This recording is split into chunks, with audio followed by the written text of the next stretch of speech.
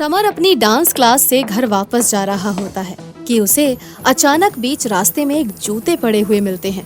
सुनसान सड़क पर इतने सुंदर और नए जूतों को पड़ा देखकर उससे रहा नहीं जाता और वो इधर उधर देखता है और उन जूतों को अपने बैग में रखने लग जाता है।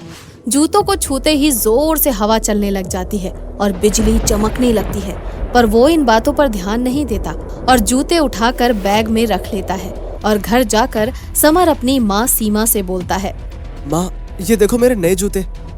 ये कहाँ से ले आया है तू? मैंने तो तुझे कोई पैसे नहीं दिए थे, फिर कहाँ से मिले तुझे ये? माँ, जरूरी थोड़ी है कि मैंने ये खरीदे ही हूँ। ये मुझे रास्ते में पड़े मिले, मुझे अच्छे लगे तो मैंने ये ले लिए बस। नालायक, कितनी बार तुझे बोला है कि रास्ते से कोई सामान मत उठाया कर, मगर तू है कि मानता ही नहीं है। चल जा यहाँ से, इसे अभी बाहर फेंक कर आ। अरे, इतने महंगे और अच्छे जूते कोई फेंक कैसे सकता है? मैं नहीं फेंकूंगा, अब ये मेरे हैं। समर जल्दी से जूते निकाल कर पहन लेता है और जूते पहनते ही ऐसा लगता है जैसे उसके शरीर में किसी अनदेखी शक्ति ने प्रवेश किया हो। उसका चेहरा अचानक से सफेद हो जाता है और वो अपना सर झुकाए बिल्कुल शांत खड़ा हो जाता है। तो उसकी माँ सीमा उससे बोलती है, अरे पहन क्यों लिए तूने? निकाल इसे और जा जल्दी बाहर फेंक के आए जूते।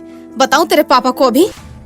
कितना बोलती है तू बुढ़िया, चुप नहीं रहा जाता तुझसे। ये मेरे जूते हैं और कोई इन्हें मुझसे नहीं छीन सकता, समझी? सीमा चुपचाप समर को देखती ही रह जाती है। अचानक जूते पहनते ही समर का रंग ढंग ही बदल जाता है। समर अपने कमरे में जाकर कमरा बंद कर लेता है। माँ के बहुत बुलाने पर भी वो बाहर नहीं आता। तब सीमा भी थक कर गुस्से में बाहर बाजार चली जाती है। वहाँ उसे उसकी पड़ोसन रमा मिलती है और सीमा रमा को सब कुछ बताती है। तो रमा कहती है, देखो सीमा बहन, समर वैसे तो बहुत ही समझदार और चंचल लड़का है, लेकिन अगर वो ऐसा कुछ कर रहा है तो उसके पीछे जरूर कोई बात होगी। आप उसे किसी बाबा से दिखवाओ। अक्सर लोगों पर ऊपरी हवा या फिर वो जिनका साया पड़ते ही उनकी मति भ्रष्ट हो जाती है। अरे नहीं नहीं रमा बहन, ऐसा मत बोलो। समर मेरा बेटा ही है। शायद मेरे जूतों के लिए गुस्सा करने की वजह से नाराज हो गया है मुझसे, इसीलिए वो बोल नहीं रहा है। कल तक बिल्कुल ठीक हो जाएगा। शाम को जब सीमा और उसका पति धीरज घर आते हैं तो समर की हालत देखकर डर जाते हैं। उनकी आंखें फटी की फटी रह जाती हैं। समर हॉल में बैठकर 10 लोगों का खाना अकेले ही खा रहा होता है और कभी मांस मच्छी ना खाने वाला लड़का राक्षसों की तरह प्लेट भर भर के मांस खा रहा था। सीमा जी, ये मैं ये क्या देख रहा हूँ? समर पर कौन सा भूत चढ़ गया है? पता नहीं, जब डांस क्लास से आया था तब तो बिल्कुल ठीक था। फिर ये हुआ कैसे? शायद उन जूतों की वजह से है। कौन से जूते? क्या बोल रही हो? मुझे तो कुछ समझ में नहीं आ रहा। आपको क्या? अभी तो मुझे भी कुछ समझ नहीं आ रहा है। रमा बहन बिल्कुल ठीक कह रही थी, मुझे उनकी बात माननी चाहिए थी। चलो उनसे जाकर मदद मांगते हैं। दोनों चुपचाप बिना किसी आवाज किए वहां से निकल जाते हैं और रमा के घर पहुंचकर सारा हाल बताते हैं। रमा भी सुनकर डर के मारे कांपने लग जाती है और बोलती है, दैया रे, सीमा बहन ये क्या बोल रही हो? आपके बेटे पर भूत चढ़ा है और हम भी आपके घर के बगल में ही रहते हैं। कहीं वो यहाँ ना आ जाए। चलिए चलिए अंदर बैठकर बातें करेंगे, वरना आज हमें मरने से कोई नहीं बचा सकता। अंदर बैठने का टाइम नहीं है। मैं अपने बेटे को एक भूत के साथ नहीं छोड़ सकती। हो सके तो आप बस मुझे कोई उपाय बताइए कि मैं कैसे अपने बेटे को उस भूत पिशाच से बचाऊं। आप सुबह किसी बाबा के बारे में बता रही थी, बताइए ना बहन। हाँ, आप काली पहाड़ी वाले बाबा के पास चले जाइए, वो बाबा आपकी मदद जरूर करेंगे। ठीक है, हम जल्दी से उनके पास ही जाते हैं। जितना देर करेंगे मेरे बेटे को उतना उस जिन के इशारे पर नाचना पड़ेगा। बाबा आप कहाँ हो? हमारी मदद करो बाबा। आ गई तू?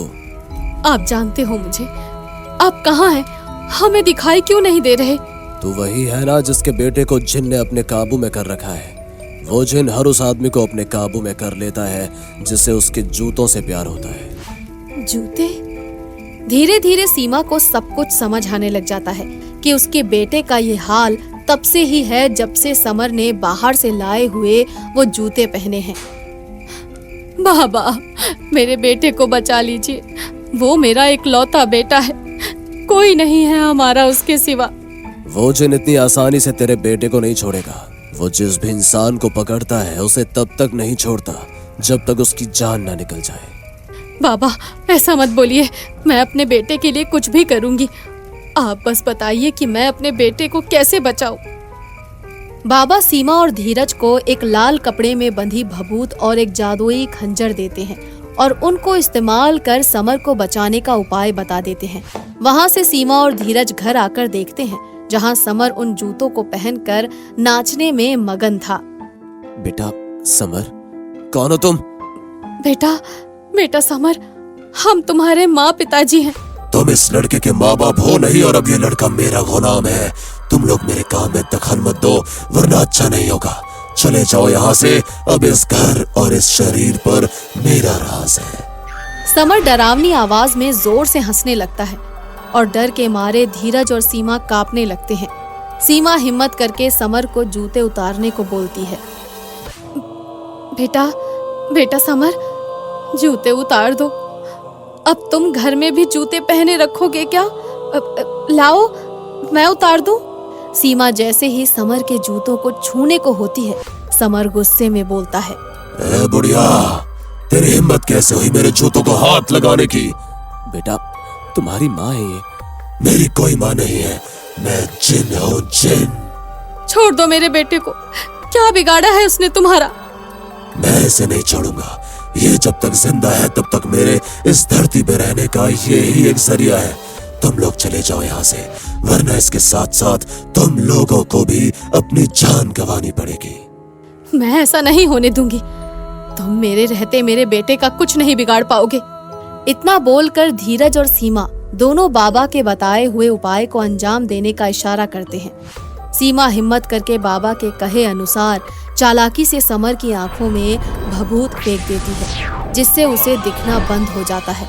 वो दर्द से चिल्लाने लगता है और धीरज जल्दी से समर को धक्का दे देता है और समर के गिरते ही उसके पैरों से जूते निकल जाते हैं। जूते निकलते ही जिन समर का शरीर छोड़ देता है।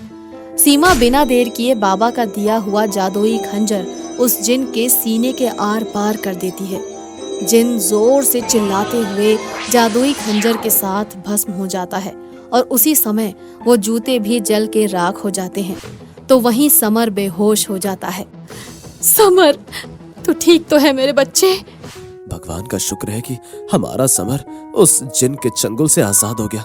चलो इसे अंदर कमरे में लेटाओ, अभी होश आ जाएगा इसे। सीमा और धीरज की समझदारी से बिना किसी को नुकसान पहुंचाए उन्होंने समर को जिन के साए से आजाद करवा लिया।